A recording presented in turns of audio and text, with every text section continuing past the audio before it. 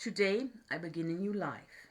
Today I shed my old skin which hath too long suffered the bruises of failure and the wounds of mediocrity. Today I am born anew, and my birthplace is a vineyard where there is fruit for all. Today I will pluck grapes of wisdom from the tallest and fullest vines in the vineyard, for these were planted by the wisest of my profession, who have come before me generation upon generation. Today I will savor the taste of grapes from these vines, and verily I will swallow the seed of success buried in each. A new life will sprout within me. The career I have chosen is laden with opportunity, yet it is fraught with heartbreak and despair. And the bodies of those who have failed, were they piled one atop another, would cast a shadow down upon all the pyramids of the earth. Yet I will not fail as the others, for in my hands I now hold the charts which will guide me through perilous waters to shores which only yesterday seemed but a dream. Failure no longer will be my payment for struggle. Just as nature made no provision for my body to tolerate pain, neither has it made any provision for my life to suffer failure. Failure, like pain, is alien to my life. In the past I accepted it, as I accepted pain. Now I reject it, and I am prepared for wisdoms and principles which will guide me out of the shadows into the sunlight of wealth, position, and happiness, far beyond my most extravagant dreams, until even the golden apples in the garden of Hesperides will seem no more than my just reward. Time teaches all things to him who lives forever, but I have not the luxury of eternity. Yet within my allotted time I must practice the art of patience, for nature acts never in haste. To create the olive, king of all trees, 100 years is required. An onion plant is old in 9 weeks. I have lived as an onion plant. It has not pleased me. Now I would become the greatest of olive trees, and in truth of salesmen. And how will this be accomplished? For I have neither the knowledge nor the experience to achieve greatness, and already I have stumbled in ignorance and fallen into pools of self-pity. The answer is simple. I will commence my journey unencumbered with either the weight of unnecessary knowledge or the handicap of meaningless experience. Nature already has supplied me with knowledge and instinct far greater than any beast in the forest, and the value of experience is overrated usually by old men who not wisely and speak stupidly. In truth, experience teaches thoroughly, yet her course of instruction devours men's years, so the value of her lessons diminishes with the time necessary to acquire her special wisdom. The end finds it wasted on dead men. Furthermore, experience is comparable to fashion. An action that proved successful today will be unworkable and impractical tomorrow. Only principles endure, and these I now possess. For the laws that will lead me to greatness are contained in the words of these scrolls.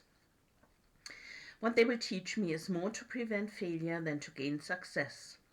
For what is success other than a state of mind? Which two among 1,000 wise men will define success in the same words? Yet failure is always described but one way. Failure is man's inability to reach his goals in life, whatever they may be. In truth, the only difference between those who have failed and those who have succeeded lies in the difference of their habits. Good habits are the key to all success. Bad habits are the unlocked door to failure.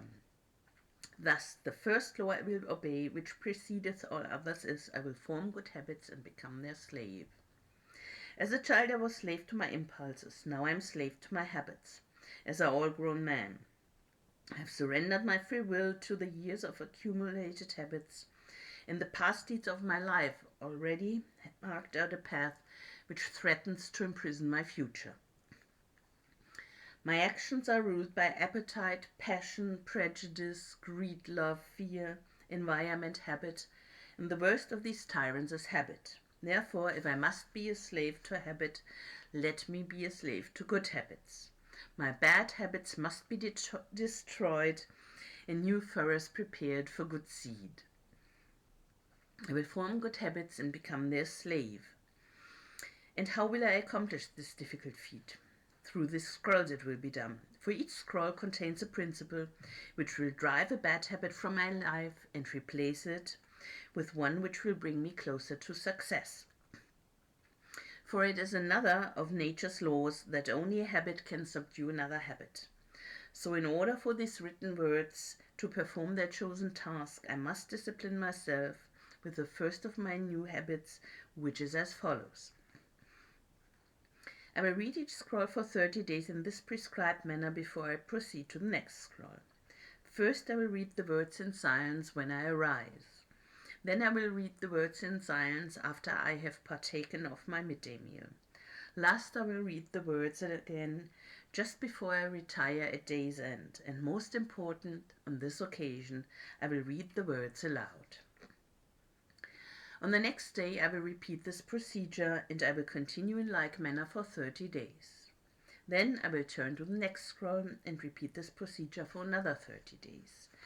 I will continue in this manner until I have lived with each scroll for 30 days and my reading has become habit.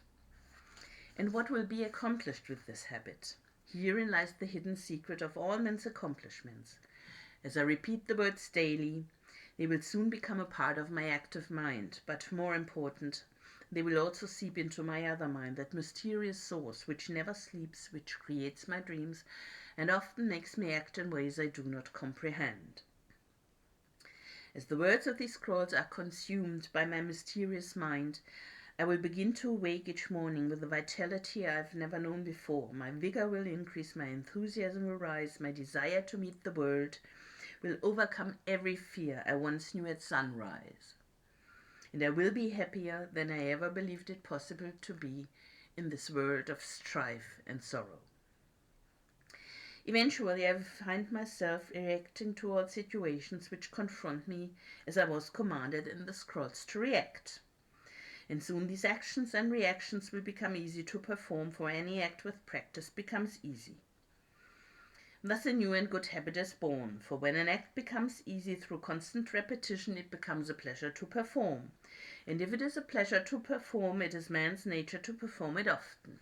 When I perform it often, it becomes a habit, and I become its slave, and since it is a good habit, this is my will. Today I begin a new life, and I make a solemn oath to myself that nothing will retard my new life's growth. I will lose not a day from these readings, for that day cannot be retrieved, nor can I substitute another for it.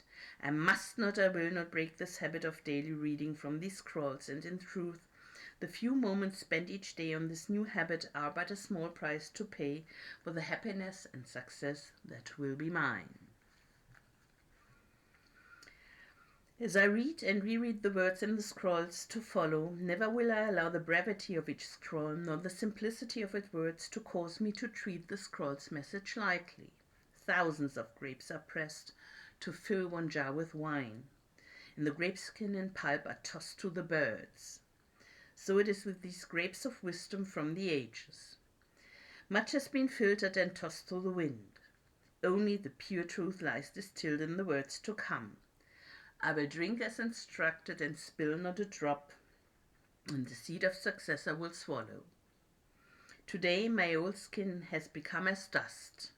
I will walk tall among men, and they will know me not, for today I am a new man with a new life.